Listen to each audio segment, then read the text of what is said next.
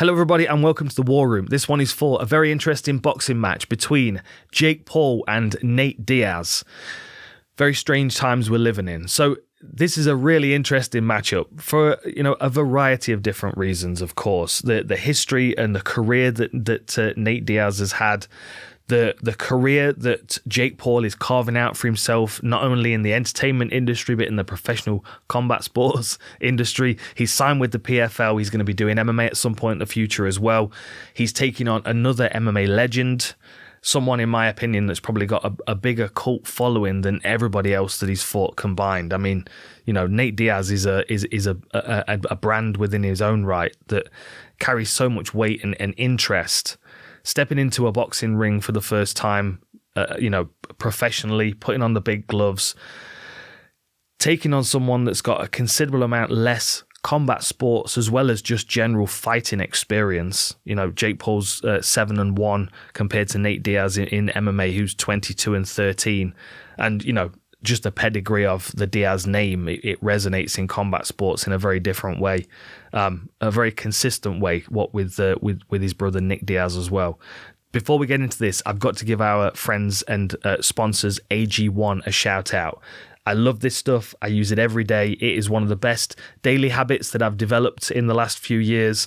I had 1 scoop a day. This is one of the travel packs. You'll get 5 of these free with your order if you use our code OUTLAWED. Every day I wake up, I go 1 scoop in 12 ounces of water, drink it down, and before anything else, I've set myself on the right path through the day to make good decisions with the rest of my diet, my training, and everything. You'll also get a year's free supply of D3 and K2 as well, which will help support your immune system. But this AG1, honestly, it will improve your sleep, it will improve your focus, your energy levels will be consistent. It really is fantastic stuff. 75 high quality ingredients in each one of these. Definitely a habit worthwhile integrating into your life. And it's going to cost you about $3 a day. It's just, it's a game changer. So if a comprehensive solution is what you need for your supplement routine, then try AG1. You'll get 5 of the free travel packs and you'll get a year's free supply of D3 and K2 along with your first order. When you use our code, go to drinkag1.com/outlawed. That's drinkag1.com/outlawed. Okay, tail of the tape. So Nate Diaz stands at 6 foot tall with a reach of 76 inches. Jake Paul, exactly the same, 6 foot, 76 inches. The difference comes in their age. Jake Paul is 12 years younger than Nate Diaz. He's had a considerable amount less fights. He's taken a lot less damage. He's basically been a professional since his first fight. I mean, the attention, the money surrounding him, the money he had to invest in himself from the beginning of his career is unlike anything that most fighters will ever experience. So, you've got to give credit to Jake Paul for doing what he needs to get himself into the right situation now to not only be making big money and fighting these big names, but also being prepared to take on these challenges. A lot of people can't get in against Nate Diaz and have any hope of holding their own. And a lot of people have got Jake Paul coming in as the favorite for this one.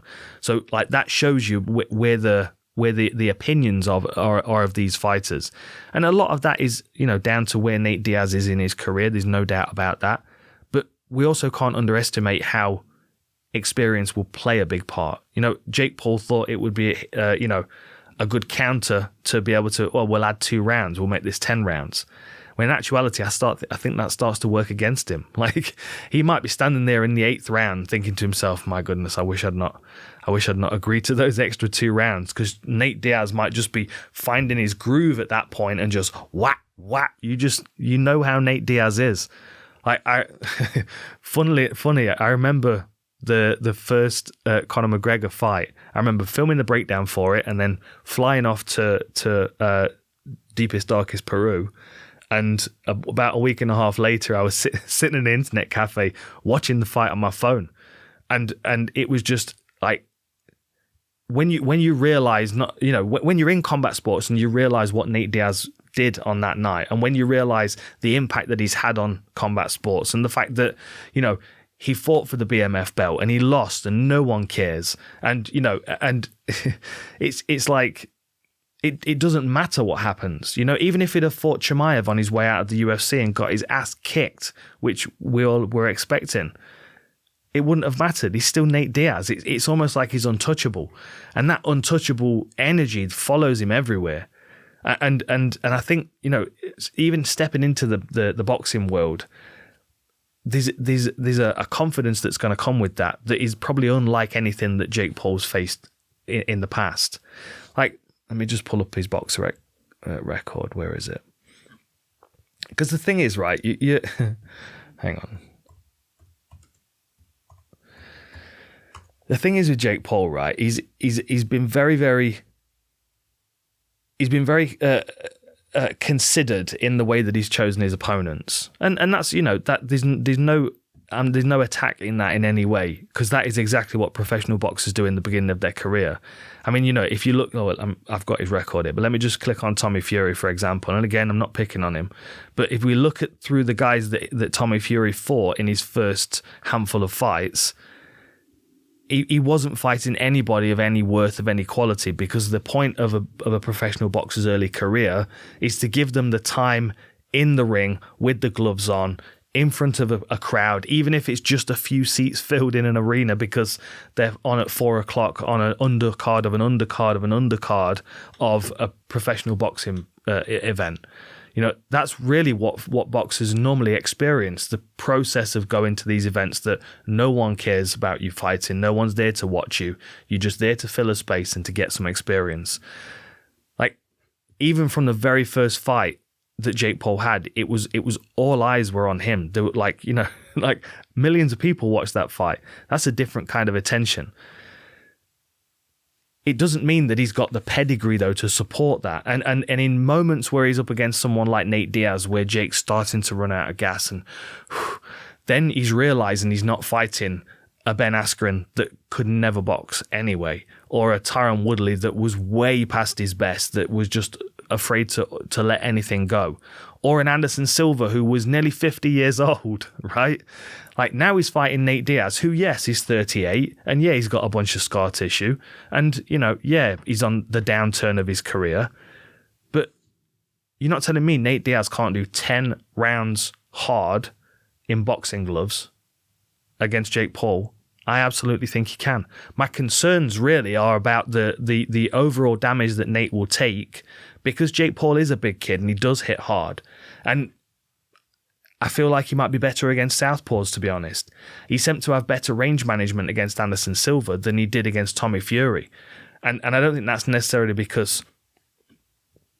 Well, I don't think it's at all because Tommy Fury is a better boxer than Anderson Silva. I just feel like because Jake Paul's style is so heavily orientated around that big right hand, that he prefers a southpaw because there's more space to throw it. Like, there were a lot of times in the Tommy Fury fight where I felt like he might clash heads with him because he was winging that right hand in. And occasionally Tommy was in close. He was throwing his own shots and they came close a few times to clashing heads. Like, that's a realistic concern for Nate Diaz, stepping into range, and Tommy Fury and Jake Paul's throwing a big right hand as Nate's stepping in and throwing a big left hand, and there's a clash of heads. Like, that's where the impact will bounce off Jake Paul much easier than it will against the heavily damaged, scar-tissued face of Nate Diaz. And same with him with the gloves as well. Like, you want to make sure those gloves are as sweaty as possible, as quickly as possible. And you want to make sure your corner team, who I would probably imagine he's bringing stitching, I would imagine that Nate Diaz will be very smart about his cut man. He'll need someone who's experienced, who knows what to do and how to deal with, you know, long-term cuts, because there are scars on scars on scars on Nate Diaz's face, and most likely he's going to have to get patched up between rounds. I mean, something I'd not thought about, but these are 3-minute rounds, which means that he can get back to his corner for treatment much quicker than he can in an MMA fight, which might prolong his ability to stay in this fight. But cuts may definitely work against him. And I do feel like because Jake Paul likes to really wing that right hand in, the potential for a head clash might be a serious concern. Okay, so Of course, Nate Diaz doesn't have a professional boxing record, so there's no point in doing a comparison for boxing. But if we do a comparison for fights, right? Jake Paul's had 8 fights, 7 of them have been wins, 4 of them have been finishes by knockout. Nate Diaz has had, hang on a minute, my maths is terrible, 35 fights, 5 by knockout. Now, of course, Nate Diaz is an excellent submission artist, but we have to discard all of that and focus on, didn't even write down how many submissions on his record. We have to focus on the fact that he's, he doesn't have incredibly heavy hands. It's consistency, and it's like waterboarding. That's how I would imagine it. I've sparred with some people that have got a pace like that where they just keep going, and it is exhausting. Even if you're not getting hurt, you just feel like you kind of can't reset and you can't breathe. And like if you've not watched it, go and watch Paul Daly against Nick Diaz. It's one of the best back and forths you'll ever see in a fight. And that shows you the value of, because Paul Daly's natural power compared to Nick Diaz is different. But Nick Diaz's consistency and his volume, that's what got through in the end. And same thing with Nate Diaz against Conor McGregor. The volume gets through because it exhausts his opponent, who level changes into a guillotine. Like, don't be surprised if you see Nate Diaz, and I know this might sound silly, don't be surprised if you see Nate Diaz attack a guillotine. It wouldn't surprise me at all if, as he's throwing punches, Jake Paul's posture breaks and he's right there. Nate Diaz will wrap him up and lift him up in a guillotine just to squeeze his neck for a second, just to prove a point, right? You're not going to get any of the antics where he's laying down in the ring like the Anderson Silva fight with Nick. You're not going to get that kind of thing. He's going to stay on his feet, but don't be surprised if he does wrap a guillotine a few times, because Jake Paul does drop his head a lot, and that is going to be an option. And Nick will do it just to remind him that if the rules were different, he would be in a lot more danger. So 7 wins, 4 by knockout, 22 wins, 5 by knockout. Then if we break down and we look at the finishes that Nate Diaz has had, so the last one was 2013 against Gray Maynard. And Gray Maynard's an incredibly tough individual, takes a hell of a punch, he's got a real thick neck on him, like very, very strong, tough, difficult to put away individual. The finish of that fight, Nate Diaz was literally screaming at him between punches and taking 3 shots. And that fight was TKO on the feet. Like, Gray Maynard went down after the referee had stepped in there and stopped Nate. So there's no bang, punching you dead, not even when you're taking 3 shots. So the idea of Nate knocking Jake Paul out, for me, is a very, very, very, very narrow possibility. What's more likely is that Jake Paul goes down out of exhaustion. He goes down out of a volume of 10 or 15 punches, bam, bam, bam, little body shot sneaks through maybe. That's the kind of thing that's going to put him down, put him away. And that will be in the corner when there's nowhere else to go. Backed up, trying to just stay in the fight, exhausted. Like, I went back and watched the Tommy Fury fight today, and it gave me more confidence for Nate Diaz. I keep doing this for some reason, like I'm measuring a bit of the table. It gave me more confidence for Nate Diaz rewatching that fight, because Jake did look tired in the later rounds, and he was lunging and going back to the same basic techniques that someone like Nate Diaz, he'll just catch him with those little hooks, the little Kawasaki hooks on the inside as he steps in. Like, Jake's head's here all the time, and Nate's not bothered about generating loads of power. You're going to see bat, bat, bat, bat, bat. These are the shots that are going to exhaust Jake Paul. They're not going to hurt him necessarily, but they're going to box his ears, as my granddad would have said. They're going to exhaust him. They're going to knock him off balance, and they're going to shut down his own offense, right? So if I'm Jake Paul, what am I doing? Well, first of all, I know that Nate Diaz has got a lot of scar tissue, and I also know that he doesn't move his feet very well, right? Nate's always been better at moving his upper body than moving his feet. My joke is, and I must make this over and over again, my joke is that it must be like boxing an inflatable floor standing punch bag. Because anyone that's ordered one of those shitty things out the catalogue, it's got a weight in the bottom. The whole thing, it just rocks backwards and forwards like those arm flailing tube men that they're always talking about on Family Guy. Like, it's so difficult to hit him with anything, because as you're hitting, it's just drifting off him and rolling off him. Like, watch the first fight against Conor McGregor. Like, McGregor, yes, he landed that left hand over and over again, But it wasn't clean because Nate's already moving away. He's already rolling the punch off the side of his head, off his lead shoulder. Much easier to do southpaw v southpaw or orthodox v orthodox. Much easier to use that lead shoulder to fill his shell and protect yourself. Much more difficult, southpaw v orthodox, which is what we're going to see here with Jake Paul, Nate Diaz. So the real risk for Nate Diaz is that big rear hand being thrown over and over again. Jake's going to go hook to the body. He's going to come up the center line. He's going to come around the side with a long hook. He's going to come over the top. He's going to come around he's going to come down the center line. The variety of what he can do with that right hand, as well as the fact that it comes off the same thing most of the time, the lead hand. Wow. The variety of that is going to be difficult for Nate to judge. He's going to take some shots, and some of those shots might cut him. They might hurt him. They might make him look like he's rocked because it might put him on his heels for a second. But that is exactly what Jake Paul needs to do. And if he can add in some body shots as well, because he's got to assume that the head of Nate Diaz is going to drift away quicker than the body will, start working some big shots to the body as well, and he'll start taking some of the fight out of Nate Diaz. Not necessarily the attitude, but the fight, the volume that he can put out because of his if he's taking shots to the body, it's going to affect his gas tank, no matter how fit he is. And I'm sure that Nate Diaz is plenty fit enough to do 10 threes, as is Jake Paul, but just maybe not at Nate Diaz's pace. What else have I got written down? So,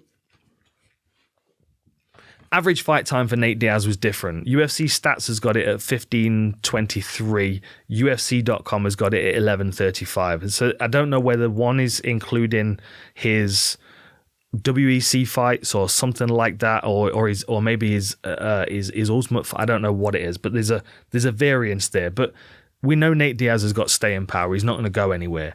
Interestingly, Jake Paul has done 34 rounds total, for 34 3-minute rounds total, and his average is 4.9 rounds. So you're looking at about 15 minutes being his average fight time.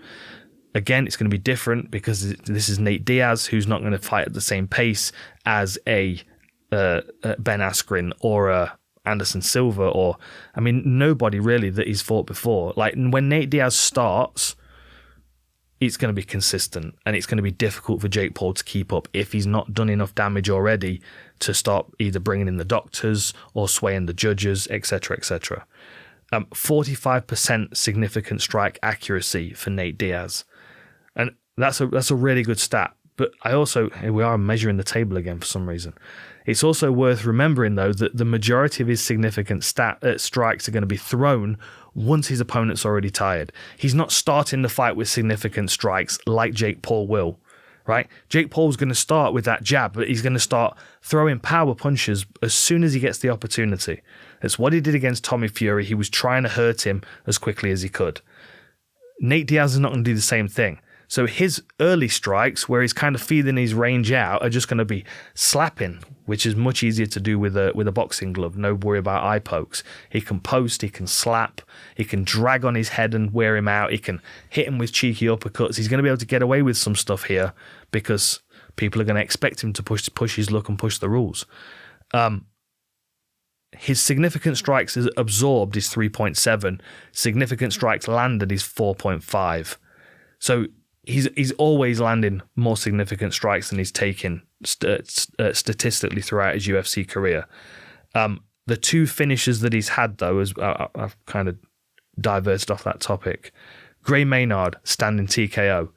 Rory Markham, ground and pound. And again, like Rory Markham was a tough power puncher. Nate didn't put him away, though. It was volume of strikes. You know what I mean? Like, this is what I'm saying. It's going to be difficult for Nate to hope to land anything clean and do a lot of damage to Jake Paul with one shot. But because Nate knows this, he can expect it of himself, right? Like, if someone's a power puncher and they can't land that power punch, they're like, there's a panic starts to set in. If you're not a power puncher, you don't need to worry about landing a power punch. You just need to worry about landing. So Nate's already in a position where he's not overexpending energy because he's just cruising at a comfortable pace and just picking off his opponent. And as I said, he'll build. It's a snowball rolling downhill, Nate Diaz. It'll get worse for Jake Paul as the fight goes on. So like this fight's going to shift on a spectrum depending on the time. Like early on, I feel like Jake Paul's got enough power and size to be able to do some good damage. Working to the body, varying the directions of the right hand and making sure that his lead foot's constant on the outside of Nate Diaz just to make it a bit easier to punch through those targets. And as the fight starts to wear on and Jake Paul starts to slow down, this is where Nate Diaz will start to come on. And if he's not cut at that point, then it's going to be a much easier fight for Nate Diaz to manage. If he's already cut, then he's going to be working against the doctors as well. And depending on where the cut is, will depend on how long he's got. Cuts under his eyes, across the nose, no problem. Cuts above his eyes, in his eyebrows, that's where the doctors will look at stepping in, because the blood will be running in his eyes and that will be deemed a danger to his health. Although punches to the head's kind of dangerous as well. But that's okay in this situation. We love boxing. I'm looking forward to this. I cannot wait to be there ringside for this. It's going to be a fascinating event. And we've got Serrano against Heather Hardy in the co-main as well, which I'm also expecting to be a fantastic rematch. Right. Enjoy these fights. Check out AG1, drinkag1.com/outlawed. Go and check it out. Enjoy these fights and I'll see you next time.